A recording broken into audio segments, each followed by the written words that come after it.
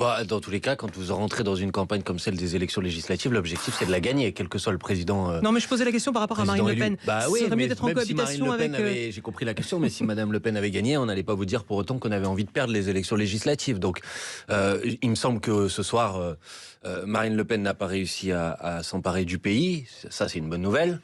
Et au mois de juin, il faut faire en sorte que Monsieur Macron ne conserve pas le pouvoir. Et pour ça, ça passe par le fait de voter pour une majorité de députés, de parlementaires, de l'Union populaire, qui est ce mouvement qu'on a créé pendant l'élection présidentielle, qui a fait près de 22% des voix au premier tour de l'élection présidentielle.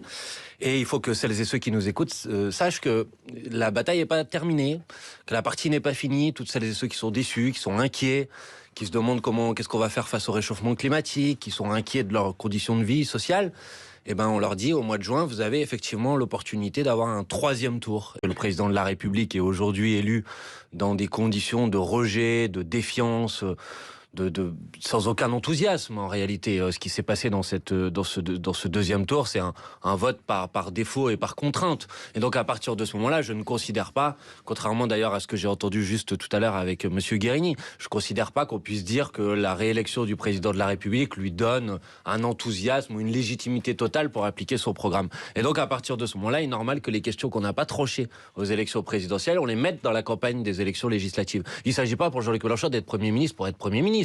Il s'agit d'être Premier ministre pour appliquer un programme, bloquer les prix, augmenter le SMIC, faire en sorte qu'on réponde à l'urgence climatique, passer à la 6ème République. Voilà, tout ça, on peut le faire. Il l'amènera comme candidat législatif lui-même ou pas? Bah, candidat, il a dit qu'il répondrait à cette question dans la semaine, mais en tout cas, il l'amènera comme chef de file, j'ai envie de dire, de l'opposition, chef de file de la majorité populaire qu'on veut constituer aux prochaines élections législatives. Bien sûr, il y a des discussions, effectivement. On a proposé, et c'était notre responsabilité de le faire, aux autres formations politiques qui n'étaient pas regroupées autour de la candidature de Jean-Luc Mélenchon à l'élection présidentielle de se retrouver.